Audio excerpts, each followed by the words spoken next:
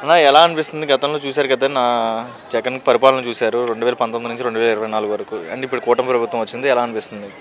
చాలా అద్భుతంగా ఉంది కూటమి పాలన. వచ్చిన 10 నెలలో 20 రోజుల్లోనే వృద్ధాప్య పెన్షన్లు కానీ వికలాంగుల పెన్షన్ కానీ వెంటనే అమలు చేపించి చంద్రబాబు నాయుడు గారు చాలా గొప్ప పని చేశారు. గతంలో జగన్ పాలన చాలా దరిద్రంగా ఉండేది. మన ఈ చుట్టుపక్కల చూస్తేనే అర్థమవుతుంది.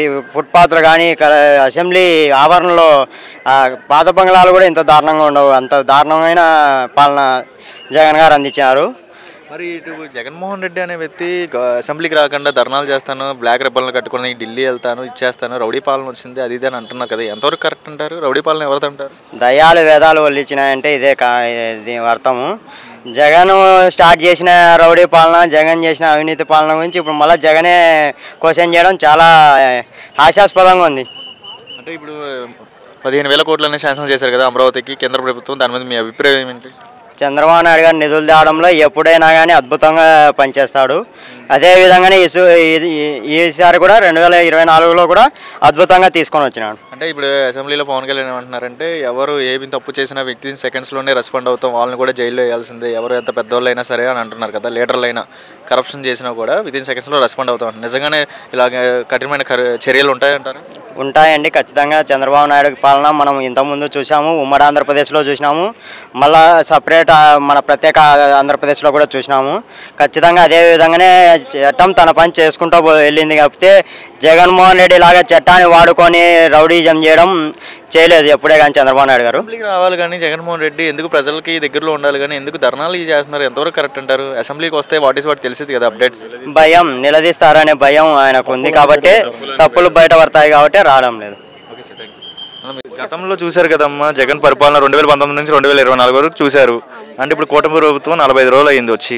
సో ఎలా అనిపిస్తుంది మీకు? సార్ 45 రోజులుగా మేము చూస్తున్నాము. ఆయన స్టెప్ బై సీఎం గారు వేస్తున్నారు, అందరికీ మంచి చేస్తున్నారు.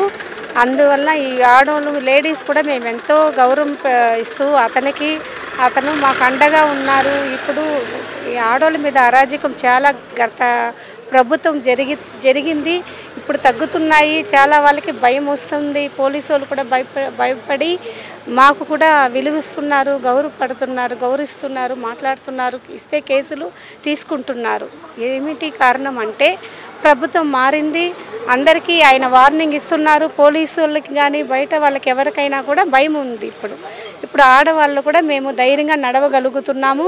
గత ప్రభుత్వంలో ఒక 9:30, 10 దాటితేనే భయపడే వాళ్ళం ఇంట్లో ఉండే లేడీసు.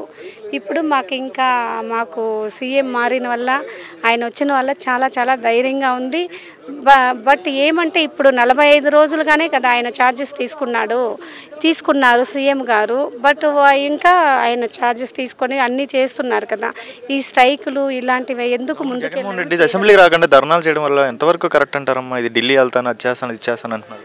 అవును సార్, ఆయన ఇప్పుడు ఏమనుకుంటున్నారంటే మనము ఈ ధర్నాలు చేయటం వల్ల ఇది ముందు మన జనాలకు గుర్తుంటాము అనేసి చేస్తున్నారే కానీ ఆయన ఇలాంటివి చేయకపోతే మర్చిపోతారు కదా జనాలు. అందుకు ఆయన అలా ముందుకెళ్ళి చేస్తున్నారు సార్. మరి కేంద్ర ప్రభుత్వం నుంచి 15,000 కోట్లు అనేది శాంక్షన్ చేశారు అంటున్నారా? అమరావతి డెవలప్మెంట్ ముందుకు జరగాలంటారు, జరిగిద్దంటారా? మరి ఎలా అనిపిస్తుంది సార్? మన గవర్నమెంటు ఆయన మంచి చేస్తుంటే మంచిగానే జరిగి ఉంటుంది. వీళ్ళు మంచి చేస్తున్నారు అనుకుంటున్నాము. ఇప్పుడు జరిగే వల్ల తెలుస్తుంది సార్ జనాలకి కూడా. మనం ఫస్ట్ స్టార్టింగ్లోనే ఏది తెలియదు కదా, జరగను తెలుస్తుంది. ఇంకా 5 ఏళ్ళు ఉన్నాయి కదా ఆ ప్రభుత్వంలో, ఇది ఎలా ఉంది అది ఎలా ఉందని జనాలు తెలుసుకుంటారు. ఇప్పుడు తెలుసుకునే కదా అందరూ. మనకి ఏ సీఎం బాగుంటే, ఒక కుటుంబంలో ఒక తండ్రి బాగుంటే ఒక కుటుంబం బాగుంటుంది. అలాగా ఒక రాష్ట్ర వేగంగా చూస్తుంటే ఈ నాయకుడు బాగుంటేనే మన రాష్ట్రం బాగుంటుంది. అందుకే జనాలు ఎంచుకున్నారు, మంచి నిర్ణయం తీసుకున్నారు కాబట్టి ఇంకా బాగుంటుందని మేము కూడా కోరుకుంటున్నాం. పవన్ కళ్యాణ్ సంగతి ఒక మాటలో చెప్పాలంటే ఏం చెప్తారు? పవన్ కళ్యాణ్ సారు అంటే ముందు వాళ్ళు షూటింగ్ అది ఇది తీసుకుంటున్నారు. అలాగా ఆయన అనుకుంటే సినీ ఫీల్డ్లోనే అనుకుంటే మనము ఆయన ఏమీ లేదు. రాజకీయం తరపున వస్తే ఇప్పుడు మంచి చేస్తున్నాను, అన్నీ బాగా చేస్తాను అంటున్నారు. బట్ మళ్ళీ ఇంకొకటి ఆయన సొంత అమౌంట్ పెట్టి మేము ఇంతకాలం కష్టపడినాము చేస్తున్నామంటే న్యాయంగా ఉంటారని మేము ఎదురు చూస్తున్నాం.